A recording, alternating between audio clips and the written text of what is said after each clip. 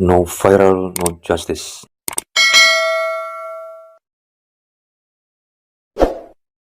Oke, teman-teman, kita dihebohkan lagi dengan tudingan Alvin Lim yang mengatakan di salah satu podcast, yaitu di podcastnya Dr. Richard, yang mengatakan bahwa Ferdy Sambo itu tidak pernah ditahan, Pak, di Salemba. Itu Sambo itu adanya di ruangan ber-AC, di ruangnya PLP gitu. Jadi tudingan Pak Alvin Lim ini kemudian dibantah oleh Kalapas ya. Ferdy Sambo di sana itu dari tanggal 24 Agustus dan sampai dengan tanggal 29 Agustus 2023. Dan memang tidak pernah ketemu dengan Pak Alvin Lim di Salemba selama di penjara di sana, karena sesuai dengan yang disampaikan oleh Kepala Lapas Salemba bahwa dari tanggal 16 Agustus sampai tanggal 29 Agustus itu Alvin Lim itu dirawat di rumah sakit karena sakit gitu ya. Nah, terkait dengan hal itu ya, jangka dari hal keterangan dari Kalapas ini, kemudian Pak Alvin Lim juga ya membenarkan. Nah, tapi hal ini yang kemudian perlu kita lihat dengan waktu seperti itu, apakah ia memungkinkan ya Pak Alvin Lim melihat, atau dengan bukti apa dia mengatakan bahwa memang Ferdy Sambo tidak pernah di Salemba gitu. Nah, kemudian terkait dengan tudingan Alvin Lim ini juga dibantah oleh Pak Menkumham ya, Pak Yasona, kemudian mengatakan bahwa orang gila itu tidak benar ya, itu hoax ya. Karena memang tidak pernah ketemu dengan Ferdy Sambo. Di sana kan dari 24 Agustus sampai 29 Agustus 2023, dan kemudian dikirim ke atau dipindahkan ke Lapas Cibinong. Nah, kemudian tudingan ini juga direspon atau ditanggapi oleh Pak Menko Polhukam, yaitu Pak Mahfud MD. Dia mengatakan bahwa tidak ada laporan ke saya. Laporkan ke saya kalau memang ada itu ya. Sampaikan ke saya gitu. Dan kemudian beliau juga menambahkan bahwa di Sukamiskin suka ada yang pulang tiap hari. Nah, ini hal yang sangat serius ini sangat serius, kok ada tiap hari yang pulang gitu ya.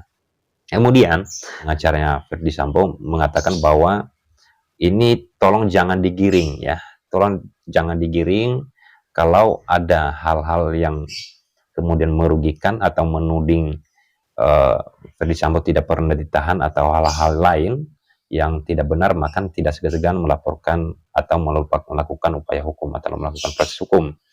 Nah, dari hal ini sebenarnya kan teman-teman bisa menilai ya, mana yang benar, mana yang salah. Saya menanggapi ini sesuai dengan aturan hukum.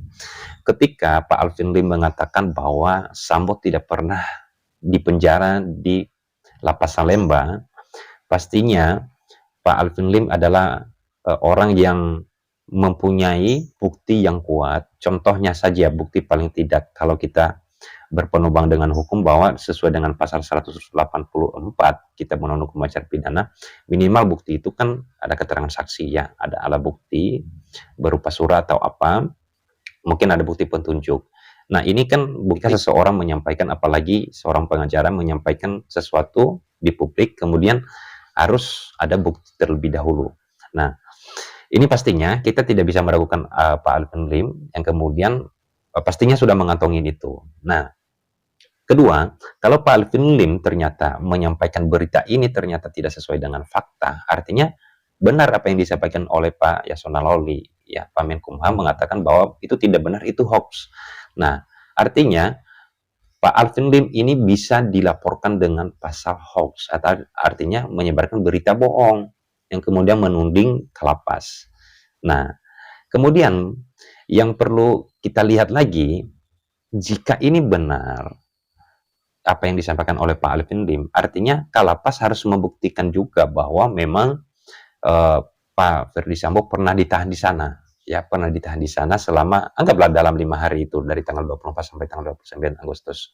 Bagaimana membuktikannya? Menurut saya begini, selain dengan ada catatan nama di sana, mungkin di lapas itu ada CCTV yang bisa memperlihatkan bahwa selama dalam waktu 5 hari itu Pak Ferdy Sambo ada di sana ya. Mungkin ada, kalau ada itu ya, bisa kemudian dibantah dengan bukti seperti itu.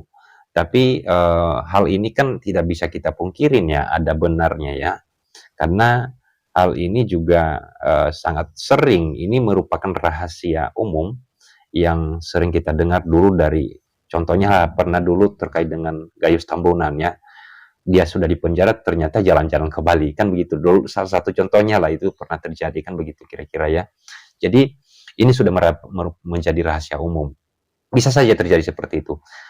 Kemudian kan Pak Alvin Lim juga di podcastnya Richard Lee kan mengatakan bahwa dia pernah ditawarin loh, dia pernah ditawarin membayar, kemudian selama beberapa hari di penjara kemudian bisa keluar. Nah, ini kan hal-hal ini perlu harus dibuktikan oleh Pak Alvin Lim. Saya salut beraninya Pak Alvin Lim mengatakan itu, tapi memang harus begitu.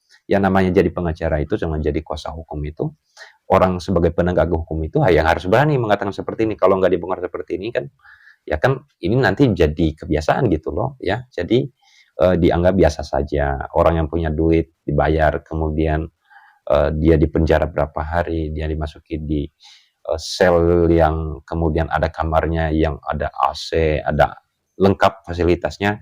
Kemudian orang yang tidak punya duit tidak bisa menikmati hal yang sama. Nah, ini kan sebenarnya di lapas itu kan memang tidak ada orang yang mempunyai kelebihan ya, mempunyai kelebihan yang dimaksud adalah tidak ada orang yang kan kelebihan selnya, kelebihan kamar tahanannya daripada orang lain ya. Tidak ada yang diprioritas, ini tidak berlaku di lapas. Toh di sana adalah pelaku tindak pidana. Nah, gitu teman-teman. Nah, hal ini ya teman-teman bisa menilai ya, mana yang benar, mana yang salah ini ya. Tapi tidak bisa kita mengatakan ini tidak benar jika ini malah menjadi hal yang perlu pemerintah lakukan evaluasi, melakukan hal-hal yang kemudian tidak merusak nama instansi, terutama ini di lapas ya. Ini perlu dipertanggungjawabkan oleh baik Pak Alvin Lim juga dan juga pihak instansi yang dituding oleh Pak Alvin Lim gitu ya.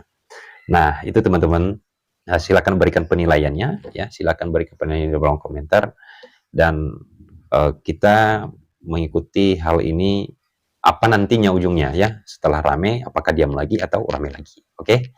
Semoga bermanfaat, sampai jumpa.